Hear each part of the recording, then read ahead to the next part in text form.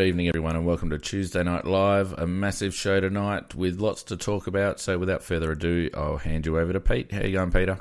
G'day, mate. Thanks very much for that. Welcome, everybody, to another Tuesday Night Live edition of the AFL Crowcast. Great to have you all with us again this Tuesday evening. Plenty to talk about, plenty to get through, plenty to talk about in terms of the Crows, and then also lots of news happening around the AFL. And joining us this evening to chat about that are our regular panellists, Phoenix, Mecca and Nikki. How are we, guys? Yeah, good, thanks. Very sore after my first training night in a month. Yeah, that's going to do it to you, Nikki, for sure. But good to have you with us anyway. And I guess we should get straight on to Nikki's news. And boy, hasn't there been some news this evening. And if you reckon you've ever heard anybody give anyone a spray, I am fired up like you can't believe about tonight. I reckon it is one of the most disgraceful things I have seen in AFL, and they do a lot of disgraceful things, the AFL, and tonight was the culmination of all of that. But anyway, we will leave that to Nikki's news. Just before we go to Nikki's news. Yeah, go on. You want to start me off? You want me to go? Nikki, was that you buzzing? No! I don't know who was buzzing, but it wasn't me. It wasn't me. No. Oh, jeez. Take care of that before you come on, can you? God. Goodness me. Right.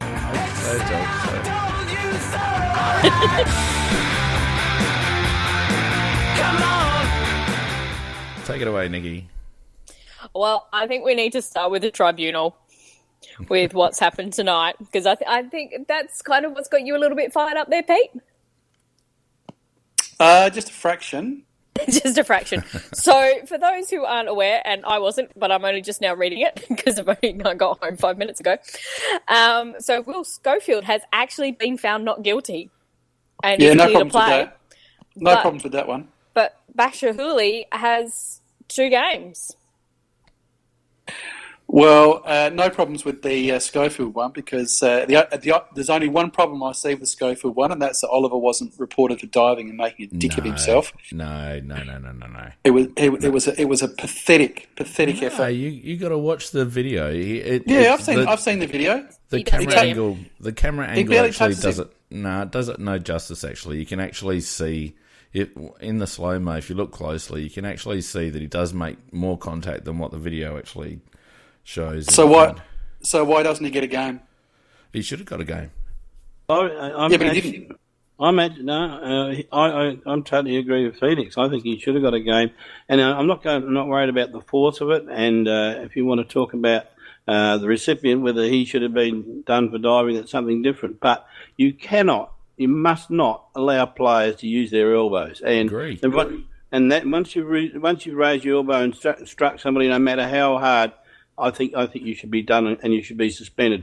It's the only way you'll ever get through the thick heads of these players not to do these things. Yeah. Squibby reckons he didn't touch him. I beg to differ. You can see on the video, he clearly got him. You can see Oliver's jaw move. And whether it was forceful or whatever, I agree with you, Macca. You just cannot swing an elbow. It's too dangerous.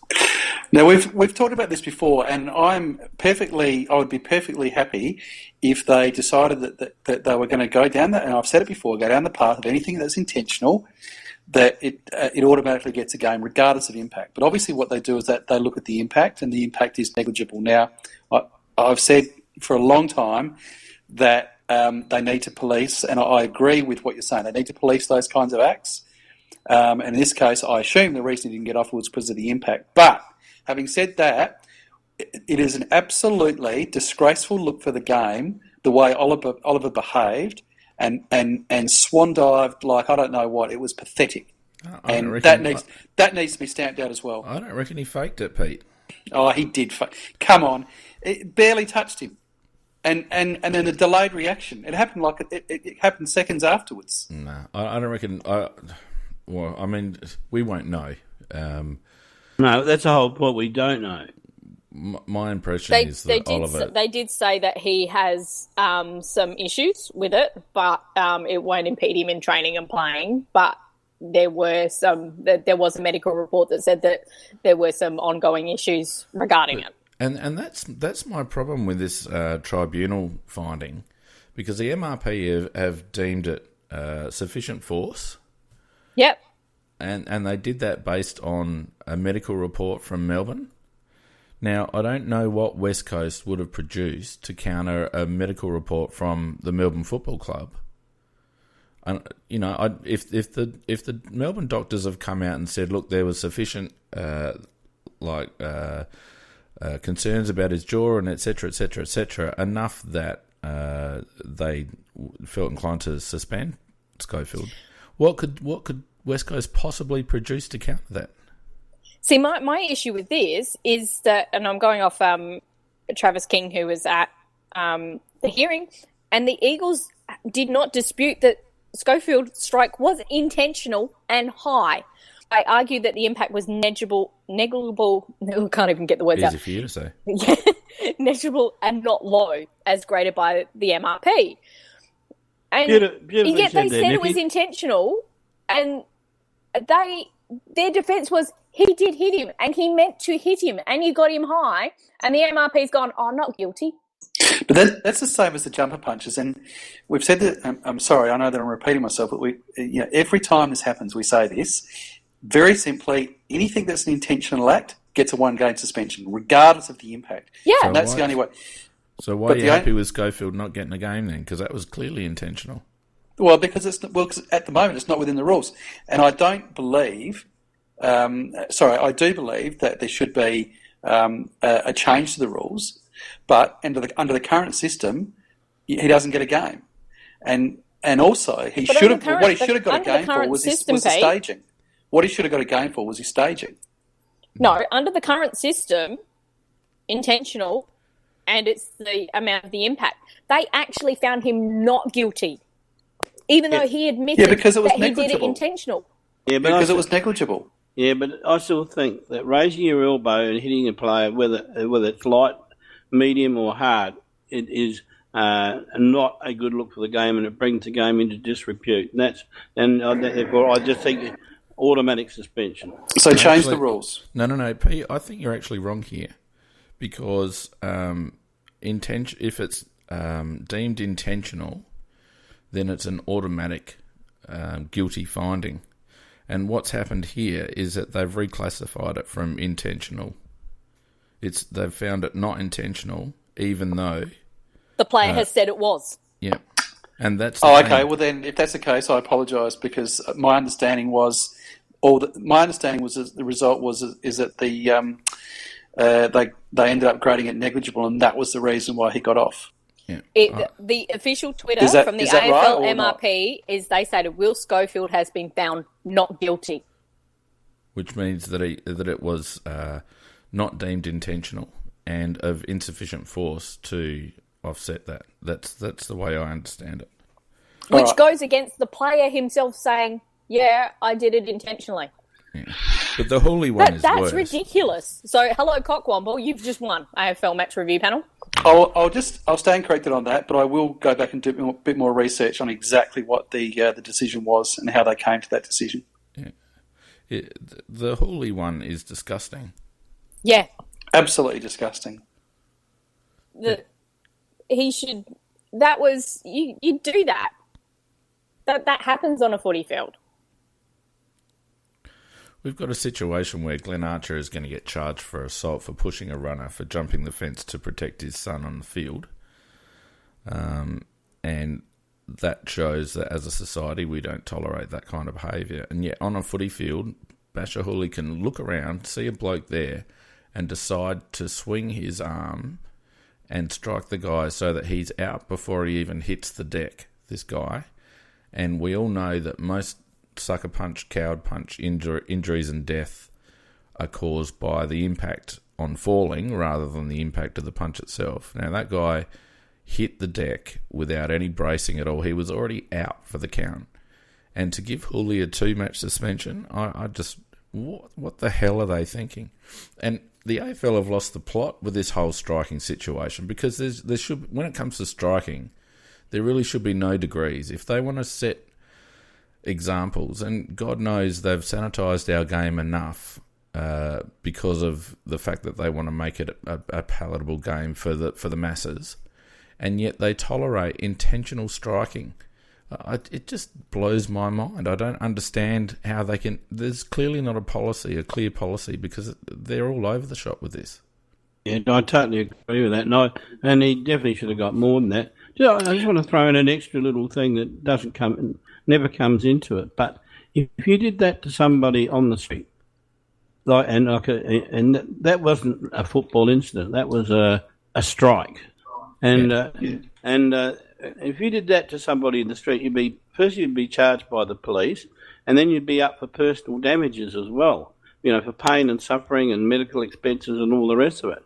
And I just think that to get away with a 2-match suspension isn't good enough. And I think that one day somebody's going to test this thing and take somebody to court for it. The elephant in the room really is that, Bashahuli is obviously one of the AFL lovies, and we then get another lovey in Walid Ali comes in to give a reference, and then Big Mao comes in to give a reference. The whole thing stinks. The whole thing absolutely stinks to high heaven, and it is just, to me, it is absolutely typical of the AFL and their PC agenda that they have gone particularly light on this particular player. Well, I think just disgraceful. The other thing I don't understand. Reverse racism. Well, no, I don't think so. I don't think it's reverse racism. The other area of inconsistency, though, I wouldn't dismiss. It's not necessarily reverse racism, and that which isn't actually a thing. That's a whole different story, because it actually is. But anyway, the whole thing with that decision is that he hasn't got off that lightly because of what he is, but he's certainly got off lightly because of who he is. There's no question about that. But and that leads into my other point of inconsistency, because under the current system, there's no room for precedent, so they don't take precedents into consideration. Everything is judged on its merits, and yet when it goes to the tribunal, all of a sudden they're making a ruling based on a presentation by Hooley's representative on his exemplary character and his record, in the past. Now, I didn't think that was a thing anymore. I didn't think that you could get a reduced sentence based on your history. I thought once it went to the tribunal, they assessed it on the merits of the case. Well, the thing was, they actually showed previous other incidents that were let off that were similar to his one. As far as I'm aware, that's never been allowed in the tribunal before. They don't consider other incidents. Correct, Nikki. Why was it allowed this time? I don't know. But the one thing, too, is that the AFL, they wanted a 4-match suspension. That's what they were asking for. And Bashahuli's council asked for a 2-game suspension, and they got what they wanted. It blows my mind. It absolutely blows my mind. Stinks to high heaven. And when you look to high heaven, it's typical of the AFL. It really is. When you look at the jury, quote unquote jury, what David Neitz, Hamish McIntosh, and Wayne Henwood. I mean, I think Henwood's in the legal profession, isn't he? He's doing something. But what the hell was David Neitz and Hamish McIntosh doing on a bloody on a match review, on a tribunal, for God's sake? What possible qualifications, apart from being past players, do they have? I don't know.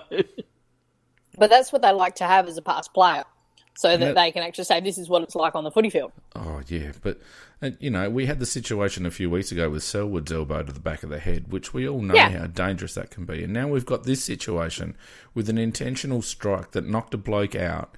The guy that got knocked out is going to miss the same amount of time and possibly have further ramifications than the bloke that got suspended. And that in itself just illustrates and highlights how inappropriate that sentence was. And as someone pointed out in the chat, I think it was PJ, pointed out in the chat, Sloaney got a week for spoiling in play on Ebert last year. Because he bled. So the and he had concussion issues. The difference between what Sloane did last year, which was in play and highly contentious as to whether it was a deliberate strike or whether it was an unintentional strike, compared to Hooley, which was off the ball, and a deliberate strike that caused serious issues. The guy didn't take any further part in the game. And it's only worth an extra week. It's absolute. And you can't tell me that Sloaney's record isn't as exemplary as Hooley's record. It's an absolute disgrace. Yeah. Well, I still reckon Pete's right. It's who he is. Yeah, Sloaney's not an AFL lovey boy, so there's no way he's getting any consideration. But you've got the case. What you've actually got is the case of both of these. If you take them in contention together, the AFL tribunal has stuffed up in both cases. Yeah, I agree. Totally agree. So there's something seriously wrong, and I wouldn't talk about one in isolation. I would actually talk about both and what they've both done, and they've gone in different directions on each of them, and they don't make sense. No, there's no logic. There's no logic whatsoever. There's no consistency whatsoever. No. And surely this is going to be a catalyst for some serious change. And how many times have we gone down this path with trying to get this system right, and it really shouldn't be that difficult. No, they keep trying to, because they've brought in the grading system, it just stuffs them up in that it makes it too difficult to actually make a valid decision. They've tried to make it easier, but it makes it actually too complicated. And there's too many things but if it's this and but if it's that. Did he strike him? Yes. Okay. I actually do think they need to bring in precedent. But I know they don't like it, but I think it does need to be brought in. I also think it speaks to the ongoing desire by the AFL and people in the AFL and around the AFL to massage outcomes. You know, you can't suspend a guy like Selwood because he's in line for the Brownlow and he's such a hard player and highly respected. You know, you can't suspend Hooley too harshly because he's an exemplary player and then there may be some connotations about his background and et cetera, et cetera, et cetera. And you can't suspend Schofield because the Eagles are going to be seeing 3 of their top-line players for the game that's coming up against the Bulldogs. You've just got this ongoing massaging of outcomes, and we had a chat about this last year, I reckon, or some previous podcast, and it remains the same. This is not a competition that is allowed to unfold on its own merits. Everyone seems to want to manage how it's presented and massage how the outcomes are, and you know everything is fixed to a degree. It's not a natural competition in any stretch, not in the fixture, not in this situation, and off field as well, and it just drives me crazy. Well, can't argue with you, and but that is the way the AFL operate. Everything's done behind closed doors. Everything is big centric for a start normally, and these penalties, I don't know whether the AFL's intervened or whether that's had any input into it, or whether it's just that we've got crazy people making the rulings. But and we could talk about till the cows come home, other than the one thing that we do all agree on, that they've really stuffed up badly on both of these. And just to be fair there, Macca, it's the tribunal that did stuff it up. The AFL did want 4 games. Yeah, look at the council. Yeah, the AFL's council said that, and it went because it went straight to the tribunal. The MRP just went, that needs to be severe. So who does the AFL council represent? The AFL. But do they really? Like, really? Do they? Yeah, they're supposed to be. That's what they're supposed to be. Otherwise, it would be. But the AFL aren't bringing it. The AFL aren't. You can help me out here, Pete. Probably they're not the what's the word? The litigant or whatever. They have to be. No, the AFL is the governing body. Therefore, it has to be the one that brings a charge against them. Why? Well, who else can? The tribunal. This isn't a court situation. This is someone coming up against a tribunal because they've broken a rule. Yes, but it's the AFL's tribunal. No, yeah, but Macca, what I'm saying is, it's not a he said, she said situation. It's a guy has been reported or cited on the basis of breaking a rule. And we've got two mechanisms. We've got a review panel that basically assesses the situation and dishes out a penalty based on what they think. And then the club has got the opportunity, or the AFL has got the opportunity, to refer matters directly to the tribunal. But the tribunal is still ruling player versus rule. It's not, the AFL have got nothing to do with this. Well, the AFL administer the game in totality, and then they have if you like, branches or offshoots of themselves that administer the various rules and regulations of the game. Yeah, but the tribunal is independent.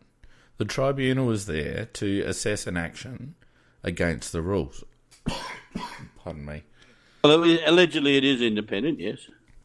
So why is there an AFL council? There shouldn't be there should be a representation by the player to the tribunal saying, this is what I reckon. Why is the AFL then being represented? Because... No, because you always have. Like, even if it's SAFA or whatever, you have the prosecutor, which is the organising body. They always do have somebody saying, this is what happened. And I'm saying to you, why? Somebody has to raise the action. Yeah, because somebody has to actually raise the case.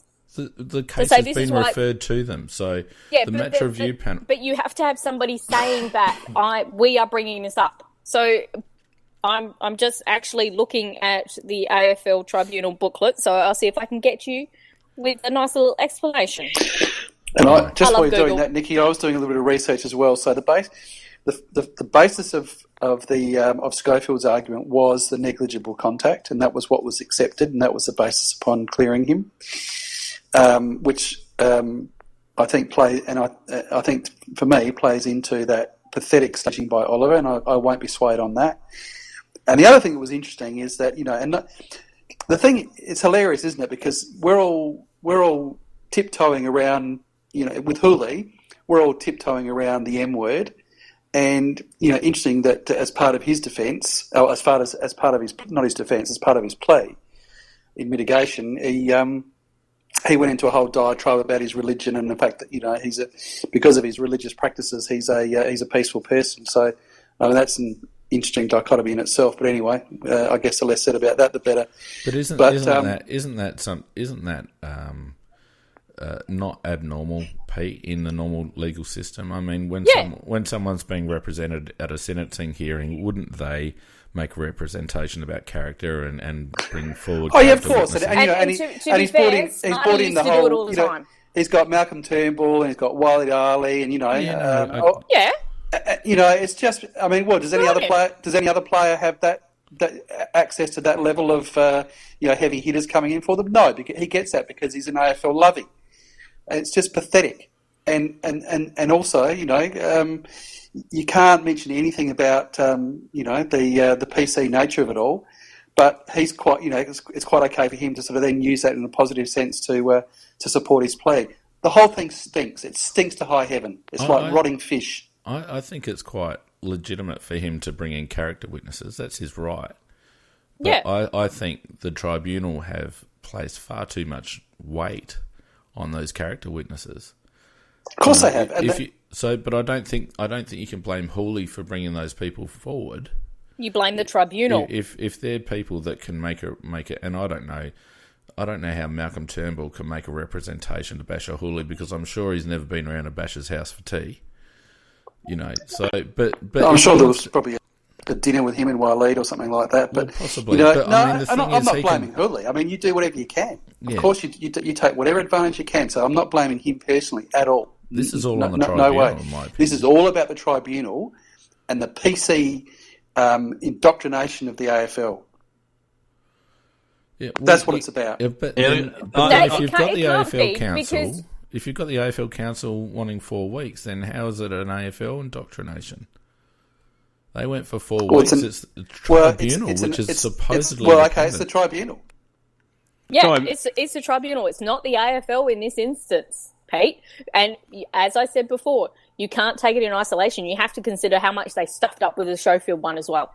Well, did they really stuff up that one though? Yes, because they found him not guilty the central argument by Schofield was that it was a negligible contact. Yeah, but they'd already received a report, Pete, and they'd already laid down a finding at the MRP based on Melbourne's medical report. Now, when Sloaney got done for Ebert, a lot of that was down to Port's medical officer's report, right? So, again, Schofield and West Coast couldn't have brought anything further to the tribunal than Melbourne's already tabled report. I mean, what possibly could West Coast have said? Oh, I didn't think I hit him. I didn't think I hit him that hard. Well, if the medical report says that there was a medical outcome as a consequence of the contact, then on what basis have the tribunal decided to change the rating of the contact if the MRP have already made that rating on the basis of the report? Well, I haven't read the evidence, mate, but there must have been something. There must be some basis from to make that decision. But you're saying that you're making an assumption then that the tribunal in some respects acts appropriately. Got it right there, but they didn't get it right earlier. Yeah, you can't say. On the same night. But Clay, no, sorry, you're setting me up here, and they are completely unrelated cases. They are unrelated cases. Okay, they're both heard by the tribunal, and they're different. Well, of course, they're unrelated. They can't be, How can because they be they've related? happened tonight. They've stuffed both of them up. I agree with same people, and they've stuffed them both up. They're not related. But they're completely different cases. Yeah, but it's the same mechanism and the same people making the ruling, and you can't, on the one hand, say that they assess the situation appropriately for Oliver, and on the other hand, they assessed it inappropriately for Hooley. Why not? Well, because why? Because they're different. They're completely different cases. But does that mean they're selectively incompetent? In the Hooley case, they have been. They have been selectively incompetent in the Hooley case, and they've been that way because of the PC nature of all things AFL. Yeah, I agree with Pete. Okay, here, just reading this up, it's very interesting that in the tribunal booklet, and to be fair, I'm looking at the 2015 one, but the wording they use when they're referring to the council, they call them the Tribunal Council. So it's not the AFL Council, it's actually the Tribunal Council. So it's somebody that is appointed by them to be the prosecutor. You're saying their own... doesn't make sense. No, that is so weird. Their prosecutor wants 4 games, so they give 2. Yeah. I think the bottom line in all of this, and we could probably go on for hours, and the bottom line is that it's just a flawed system, again, managing outcomes rather than truly adjudicating on a case-by-case basis, impartially and with consistency. And until we have that, this is just farcical. It's absolutely farcical. Well, yeah, these 2 cases are all bullshit. I think we ought to talk about something else because we've done it for half an hour. Yeah, okay. All right, well, we should move on. We'll let Sloaney know that next time he gets reported, he needs to plead that he's a good boy and goes to church every Sunday, and he's a good Roman Catholic and would never do anything wrong. Not Roman Catholic at the moment. No, you got that wrong. Not Catholic. Or whatever Christian religion. Anyway, all right, let's move on. We got some contract talk. We do. Contract talk, yes. So there's been a few little contracts that have dropped. Stephen May has actually come out and said that he's going to sign, so he's going to stay with the Suns. They're just working that one through. And, of course, Tex was the news today. And it was very interesting, the comments that he made of how they've got the young stars coming through, and hopefully this will get them signing up very soon. So the implication is that whilst he's had this extension, it's just rejigging the money. So he's taken a little pay cut, or basically to help the club out of getting those players we need to sign. So what's the implication there? Because supposedly we haven't got uplift built into our contracts, and yet our captain has had to take let's call it a pay cut, or certainly a rejigging of his pay structure in order to fit in whatever we want to fit in, and that obviously includes McGovern and Lever and hopefully someone else. I wonder if it's actually because it's actually extending him till he's 31, that what it is that we're possibly actually, what the extension is that we've given him doesn't include the rises like some of the others do, maybe. What I'm getting at is that we mustn't have had much room. No, but it didn't. They didn't say that he took a pay cut. They said he didn't get the amount of money he would have got out on the open market. No, they said that the reason they did it now is so that he could rejig his restructure his remuneration. And he made reference himself, didn't he? His reference was that he said that it gave him. He said that he did it because it gave a lead to the young blokes that he would like to join him in the long term, because there's something to go for, and that it also gave him security for the future till he's 31. I thought there was also a reference to making room for some other contracts. No, that's the inference that people are taking from the words that are being said. Implied, not express, I think. Yeah. Tie that up as... But I think what's happening is quite simply this, is that we have to have some room because of the fact that if you get a 20% increase in your salary package overall, and you most of your players don't get the uplift automatically, and there'll be quite a few who won't get it, you've got to have room. I think that it's exactly what you said in the first place, Phoenix, that it's making room for McGovern, it's making room for Lever, and also making room for, hopefully, another player to come into the club. Well, there's Charlie Cameron as well that needs to be re-signed. Correct, Next Charlie year. as well. There seems to be a bit of word floating around with Charlie, though, that he's heading back to Queensland for personal reasons. Can anyone confirm that? Or No, it kind of started from a throwaway that somebody said ages ago that, he's from Queensland, he's going to go back there, because when they played Queensland, he was chatting with his family after the game because they saw that. And then I think it's just so from a plane there. taking off? No, that's rain at my house. Whoa. And I think it was just that one person said it and lots of other people keep repeating it. And so everybody's going, I've heard this, such and such said it, and I think it all comes back just to one person saying it. Yeah, so it was even me said put the camera in and he's denied it. Well, yeah, he's always going to do that. But I personally, I don't think there's a lot to it at all. I think it is that one person said something and it's just been run with from there. It's a case of Chinese whispers. Wouldn't be adverse to getting a decent deal for trading out Charlie Cameron. He'd be an ideal player to get a decent return on, I would imagine. But we'll see how that pans out. But he's not out of contract till the end of next year. No, he can still be traded though. Yeah, he can. What's the right number for McGovern, do we think? Oh, he will get about $500,000 to 600, I would think. Yeah, I would have thought about 5-ish. Yeah. I think it needs to be more than 5. It needs to be more. It'll be more than 5 to extract him out, but so if you're Freo, you haven't to offer probably 6 or 7 hunch. But I think that in terms of retaining him, I wouldn't have thought that they'd go more than 5, but that's just a guess. Lever will get pay 6. Yeah, if I had to.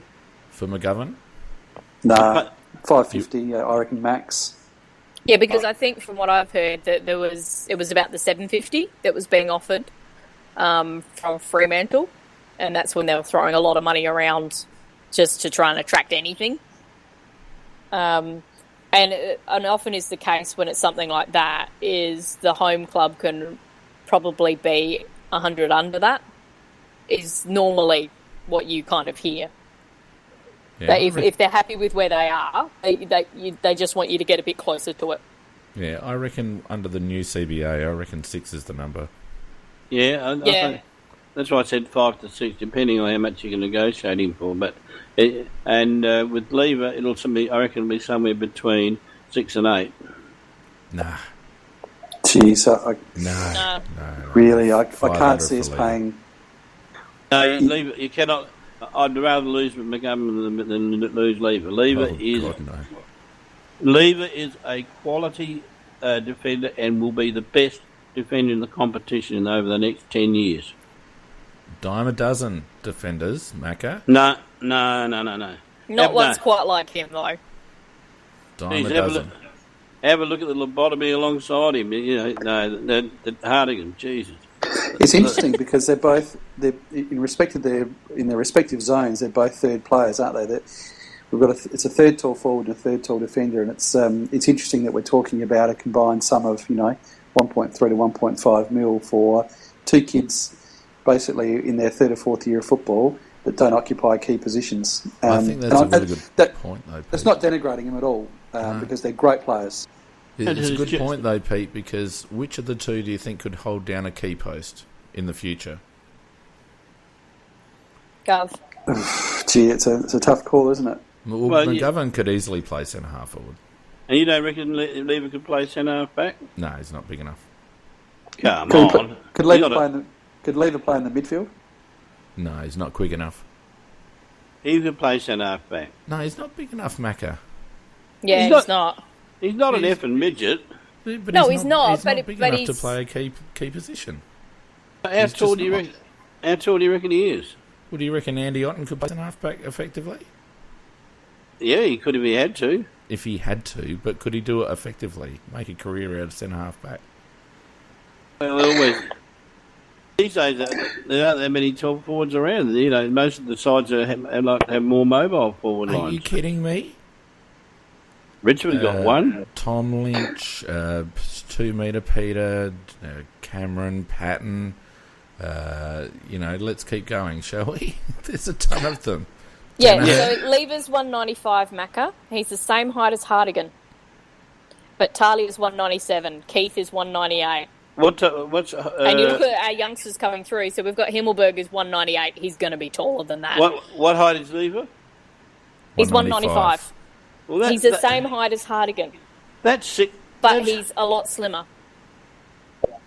That makes him 6'5". It's so. The interesting difference between the two is you've really got one who's a contested player and one who's an uncontested player. And so I guess if you're looking at between the two as well, what do you value more? Do you value a contested forward or do you value an uncontested defender? That's probably the question to ask as well. I wouldn't call Lever uncontested. No, I wouldn't accept that either. No. He doesn't stand and push. He does the run in and jump. Yeah. He's third man up, and then he just wanders around like an unregistered dog and just mops up around defence, which is great. Like, I'm not having a go at him. He's a great player. I really want to keep them both. But if you're talking about keeping one against the other, you've got, as I said, you've got. The contested forward is probably the most highly valued member of an AFL side. They're rare beasts. They're rare as hen's teeth. And who else have do we have another contested forward? I don't think we do. Well, we have a centre-half forward and we have a full forward, so he's got to be... And they're both contested players as well. Can I bloody say something without being direct? No, you can't. No. Macca's got the floor. Yeah, so you're saying that, Lever's just an ancillary down the back, and I'm saying McGovern's just another bloody ancillary up forward. He's not the main man. He's not the main man right now, but you can't spot talent if you can't see that he's got Modra written all over him. Well, you can't see it, but you can't see Lever. I can. I'd see him for exactly what he is. I'm honestly not having a go at him, Mac, at Lever, because I love him and I hope he stays. All I'd like to say is put three Hardigans in your back lines and see how you bloody go. No, it's not the point. Put 3 Jenkins in your forward line and see how you go. But what I'm saying is more open space. You'll have such an open forward line because they'll all be running to the bloody boundary. What I'm trying to say is they all have their value in their own way, and I'm saying that Lever's value is still very, very high. Yeah, absolutely, no question about it, mate. And let's hope that probably for the combined total of about $1 million, we can keep them both. We're only arguing about how much we pay. Well, yeah. I mean, the question was who can play a key post, and I really don't think Lever is going to be big enough to play a key post. I couldn't see Lever playing on Joe Danaher, for example. So no, he doesn't have the speed. Whereas I could see McGovern holding down a key post up forward because he's a strong contested mark. He's quick on the lead and he's got great defensive pressure. He's got a lot of strings to his bow. Yeah, he does. If Lever's not tall enough to play centre half back at 6'5", and then but it's not just the physical height, Macca. It's also his build. Am I allowed to talk, Nicky, or am I not allowed to talk? And McGovern is a lot shorter than that, and yet he can play centre half forward where the centre half backs play on. So it doesn't make logic. What was that last bit? Well, Lever's too short for centre half back at 6'5". Yet McGovern, who's shorter than that, is tall enough for centre half forward when he's not 6'5". It's a completely different role, though. He's a different role.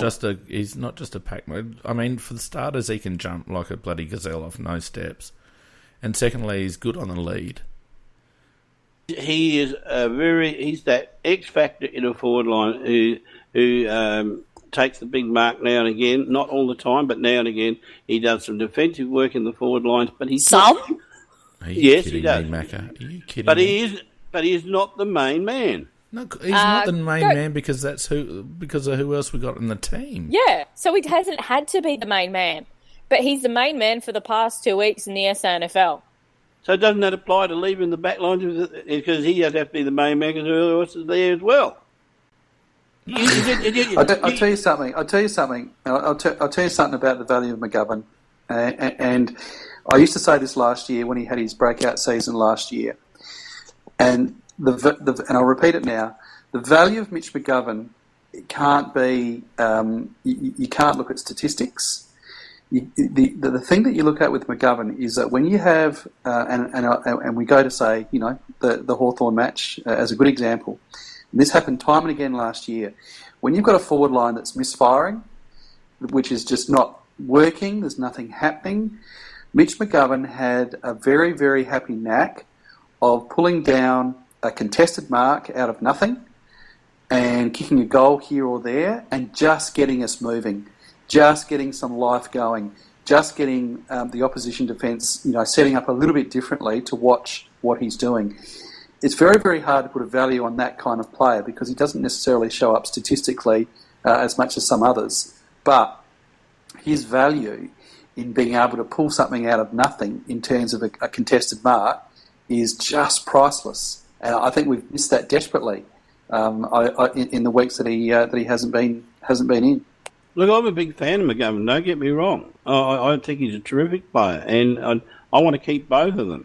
But all I'm saying is that I just think that both Nicky and Phoenix are underestimating Lever. No, we're not. No, we love him. I'm a massive fan of Lever. I'm just saying in the grand scheme of things, a bloke like McGovern is harder to find than a bloke like Lever. Well, I think, when we're playing blokes like Harding, I think they're both hard to find. All right. Anyway. We probably should move on as we're just about... we've got 15 minutes minutes of time to go. left, but we should... Does anyone want to say anything about that debacle last Thursday night, or we all just... No, we did an hour and a half on Sunday. I think we've done it. So I'm glad you've done all that. So I just want to say one thing, Pete. It was a disgusting effort. It showed no grit, no guts. And I would hope that against Carlton, we at least show that we are a side that's got some backbone and can fight back when there's a bit of pressure applied to us. I have one little rant to make about that game. What I find absolutely disgusting and affronting and an insult to my intelligence and to my fellow supporters is when we have coaches or assistant coaches that get up on the radio and make stupid statements like getting up, as David T did, get up on radio and say that the reason that we lost that game was contested ball. Yeah. Now, what that does is that puts that implies that the blame lies fairly and squarely at the foot of the players. Well, if you go to the statistics, we won contested ball. Where we lost was an inability to match up their defence, and that lies squarely with the coaching panel.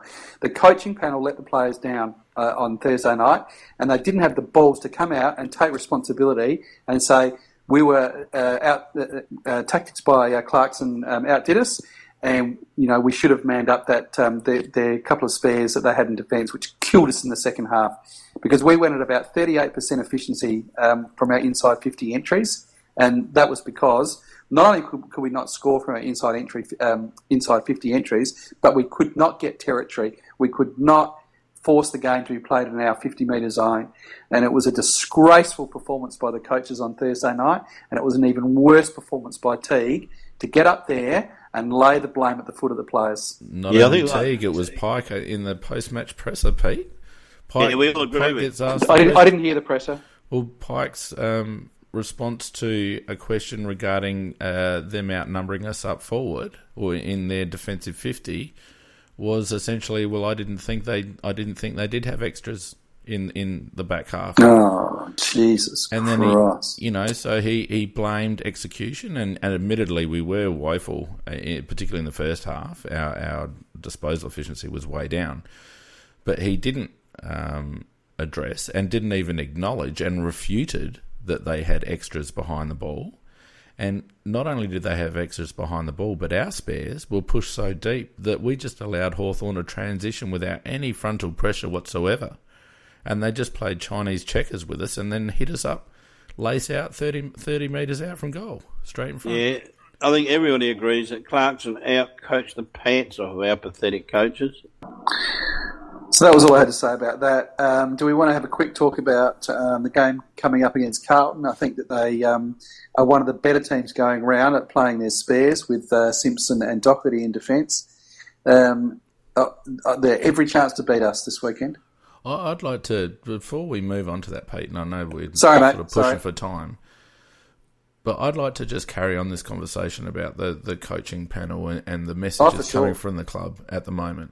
Because, as PJ pointed out in the chat, there's been a bit of discussion on Big Footy this week about the differences between the communication with Don Pike and the communication that used to come out of the club during Phil's time. And someone posted a video of Phil's press conference after the Brisbane game in about round 12 or whatever it was. His last one. And it was chalk and cheese with regards to authenticity from Phil Walsh compared to what's coming out of the club now. There was honesty, there was admissions of shortcomings and failings from coaches and players. There was honest analysis and assessment from Phil about what we did and what we didn't do and where we were at. And not only the players, but the coach as well. And yet we've got now a situation where for the last 18 months, we've all been privy to the club being borderline arrogant in terms of how they assess their own performances, how they've assessed their performances during draft week, trade week, and now it's our insipid performances on match days and our inability to cope with some fairly stock standard countermeasures that are being put in place by other teams. And like you rightly point out, Pete, the onus has been put squarely back on the players. And whilst the players have to accept some responsibility, I'm becoming really concerned that if Pike keeps pushing it back onto the players without taking any accountability for them for the situation himself, as Phil did when he was talking during that press conference that was highlighted, we're going to start seeing a disconnect between the playing group and the coaching staff again. No, well said, mate. I'm glad you put that in because I'm just being infuriated by, I hate nothing more, and I've seen this time and again where the coaches get up, and if they've had a loss, then they'll immediately blame a statistic that relates to the players. If they've had a win, then it's we worked a couple of moves that we thought would go, and so they claim that for themselves. It's pathetic. And it's not authentic, and it's not honest. And I'll actually just pull you up on that, Pete, because when we were actually playing really well at the start of the season, Pike was very quick to, if anybody's trying to say it's what he was doing, and he was turning it back. No, it was the players doing. Okay, well, I he seem to remember hearing a lot about the Pike. I seem to remember hearing a lot about the Pike reset, but maybe that was just other people. That was us talking about what he was doing. Whenever he was asked, "Oh, did you make moves or did you do this?" and he was like, "No, the players did that on the field." He's certainly laying it at the foot of the players at the moment, and I think it's pretty poor. I was going to say something else there, Nikki, but I've now lost my train of thought. So thanks for that. It's just disingenuous for someone to come out and basically treat the fans and the media and other observers as idiots. To come out and say, we didn't notice that Hawthorn had players behind the ball, that's basically saying that 45,000 people that were at the ground and however many thousands of people that are watching on TV and however many media observers and pundits and analysts and whoever else are watching and analysing that game are all a bunch of idiots. Actually, so I do remember what I was going to say now, and that was that some of the other thing that came out through the week was some of the statements from the players. Exactly. In media through the week were just astonishing. Can someone remember the Richard Douglas interview? Came out with something. That's right. He said, "At least we're learning now, and not like having to learn like after the Sydney game." Or something like that. It was some astonishing statement that just looked absolutely ridiculous. Yeah, it's a real... I wish that... And I don't want to labour the point on Phil, because I'm sure Phil had his flaws and he was only learning as a coach as well. But the thing that we all enjoyed about Phil was his honesty and his authenticity and his willingness to take it on the chin and not treat fans like dickheads. Yeah, he was pretty unique in that respect. And the club itself were taking a similar approach with regards to communication. It was the most communicative that we've seen the Adelaide Crows for some time. And in the space of 18 months, we've gone back to this banal rhetoric that is not only devoid of any content whatsoever, but it's also insulting in its content because it's just treating everyone like fools. Well, I've got to say that in this period where we haven't been going quite as well, with some of his comments and with his attitude in the games, or lack of moves, etc., that Don Pike, instead of being a genius, is starting to look a little bit like Neil Craig. And, and when I say Neil Craig, because Neil had a lot of good points too, I'm talking about the flaws that Neil had that seem to be surfacing to some degree in Don Pike. Yeah, I really enjoyed it when the club had decided to be mature about how they handled situations and how they fronted up. And this lack of transparency and lack of honesty now coming from the club. And as I said before, the people in this podcast have all been privy to some pretty disingenuous statements by members of the club with regards to certain decisions that have been made. And it's now filtering through to the coaches, and as Pete points out, it's filtering through to the players. And you would be happier if you thought, well, that's just the public persona, but we can see real change happening underneath. But we're not seeing any quote-unquote learnings or players doing things better or the coaching staff implementing any changes. And I'm sure there are subtle changes going on, but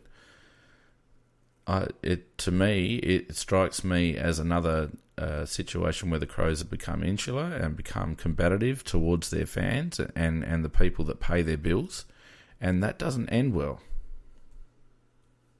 Okay, just so going away a bit from that, because we are starting to run out of time, just the game itself, I think it is a litmus test for us in some degree, in the sense of, I mean, if we were to lose this game, then I think you could just write us off as any possibility to participate in finals in a meaningful fashion. I think it is a real litmus test of where we're at, because Carlton will make it into an honest game, and they will also use the tactics that all the other clubs have used against us successfully, and it's up to Don Pike and his compatriots who, I don't know whether behind closed doors, whether they admit that they make mistakes or not, but they've got to come up with ways to combat the tactics that are being used against us. Well, pound for pound, given the personnel that they've got, if you take that into account, Carlton set up defensively as well as any team in the competition, and they have, as listening to Brendan Bolton the other night, it was a very, very conscious decision to say that we're going to rebuild the club from defence. And I think that, in many other sports and many other codes, that's what great coaches have done. They've rebuilt their sides with the focus on defence and then working on the other stuff later. So they are a really good defensive side. They're very, very organised. They've got Simpson and Doherty as two excellent players as spares, and they run riot. And if we have not got a plan, Ed Curnow will obviously tag Sloan. If we don't have a plan, then we will get rolled. And I will not be surprised at all if we get rolled on Saturday or Sunday, whenever it is. Yeah, opposition have learnt that what you do to beat the Crows is take away our ability to score. And our ability to score has gone from being our weapon to being our Achilles heel, because we no longer have those avenues to score, and our disposals per scoring shot has blown right out from what it was earlier in the season. Our efficiency inside 50 has gone down the toilet, and that's because teams are setting up appropriately against us. And you're dead set right, Pete. Carlton are a good team defensively, and whilst they may not have the personnel to necessarily kick a winning score, we've all seen how the Crows struggle when we aren't able to hit the scoreboard hard and often. And if they clog it up and bottle it up defensively, they only need to get a bit of a run on off halfback, and they can do us some damage again in a 13 goals to 10 outcome. Yeah, and look, I think Cruiser will do a heck of a lot of damage in this game, because I've been watching.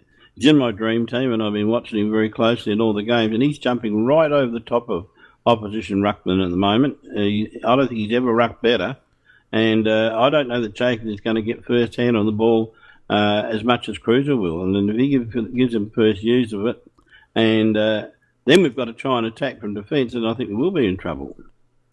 Well, I think Cruiser's the thing about, sorry Pete, the thing about Cruiser is his work around the ground. I think that's where Sam's going to be stretched. Cruiser's been getting forward and putting a score on the board, and he will make Sam run, and I worry about that. Just on the Cruiser point, Bolton also sort of said that the real key to their year this year is that their experienced players are all having career best years. They're just having great years. Murphy, Gibbs, Cruiser, Simpson, all of these guys are having great years, and so that's what's really helping as well. Nikki, can we prevail upon you to bless us with some cock-womble nominations? Well, there's really only one, and it came tonight, which is the AFL Tribunal. Just both those decisions were just ridiculous. Nobody's beating that this week. No, you couldn't beat that. I'd like to nominate my son, who gave me an absolute roasting before the podcast. He's rang me up, said, "What time's the podcast tonight? Because you bastards on the cast are just negative. We're bloody second. We're 9-3. And I've actually bet him a bottle of Johnny Black that we're going to miss the top 4. And I reckon it's the easiest scotch I've ever earned. So Cam, if you're listening, it's all on, mate."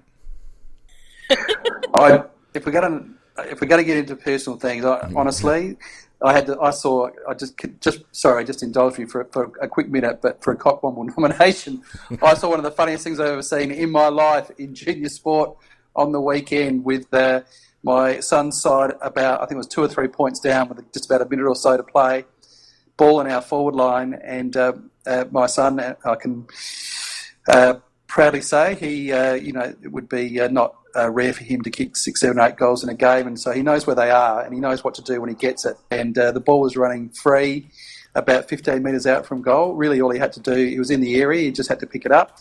There was another lad from the same team, and this lad has been playing for 4 years and still cannot kick the football. He's one of those inverted commas development players. And for this moment in time, he has not touched the football all season, this young lad. But this moment in time, the ball was just near him, and he decided that he was going to choose that very moment to fight for dear life on that ball. And there they were, 2 kids on the same team, fighting over this ball. And this kid who was never even going to be able to kick the ball just decided at that very moment that while the clock ran down to the end of the game, he was going to fight for dear life and not give up this ball to his teammate. It was a very very funny thing, and my son was inconsolable after the game. But I would like to nominate that kid as a Cockwomble, but I couldn't mention his name, of course. How old is he? 9.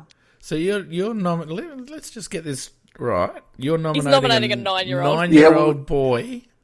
Because I'm a competitive bastard, and he stopped my kid from kicking a winning goal. Wow! And he was on. It wasn't like he was the opposition; he was on our team. I reckon we should nominate Pete on that basis. Go on then, nominate me. No, it's one of those funny things you just see kids do. You just think, oh my god! Yeah. Why did you pick? Why did you just pick that very, very moment in time? Why did you pick that moment in time just to fight for your life for that ball? Anyway, sorry. Yeah, no, that's all good. AFL Tribunal has got to get it, don't they? Yeah. No doubt about it. And Donkey Magoo on the chat has, he actually thinks, Pete, you should get it for nominating a 9-year-old. A 9-year-old, that's right, yeah. I reckon that's probably fair play as well. Guys, it has been a brilliant night. I've actually really thoroughly enjoyed tonight. There's been lots of spirited debate and lots of different points of view, and it's been a really, really good night of chat, I think. Yeah, I've enjoyed it. And that's the thing with us. Yeah, I've had to educate a couple of people here, Pete, but you know what it's like. Yeah, I do. All right, guys, as we come to the end of another Tuesday Night Live edition of the Crowcast, it's been a pleasure to have you all on and a pleasure to bring all of our rubbish and junk and stuff that we carry on with to all of the people here. So, Phoenix, Macca and Nikki, any save rounds? No, I'm out. All I just say is my footy team is equal top at the moment, so keep going, girls. Good on you, Nikki. Who do we reckon? Lovely to have you all with us. Are we picking the Crows over Carlton this week? I am. I'll pick them by about 23 points. No, I'm going to go Carlton. I'm Crows by 2 goals, not confident. I'm not confident at all. No, I never said I was confident, but I am going by Crows by 23 points. If we make the most of the manpower that we allegedly have, we should win, but we could easily lose it. Don't forget, everyone. Give us a quick rundown, Phoenix. Yeah, sorry, mate. Don't forget Scorpions on Thursday for the teams. Main break at half-time of the Carlton game. Me, Macca and Nikki go ahead again on the Sunday Wrap Show at 7 on Sunday night. And you can follow us on Twitter and Facebook at AFL Crowcast. And if you're listening on iTunes, give us a rating and a comment. That helps our standings on the iTunes boards. And don't forget to listen to the boys from the Crowbar, whose podcast is up on our Spreaker page as well. Good value on a Monday night. Thanks, mate. Thanks, everyone, for joining us. And I'll finish tonight with just informing Nikki that I officially withdraw my nomination for the 9-year-old for the Cockwomble Award. I've gone away. You've seen the light? I've seen the light. I think I've been a bit unfair. Yeah, you actually get kudos for admitting you were wrong. Yeah. All right, thanks, everyone. We'll catch you again next week. Yeah, bye. Not all. Not all.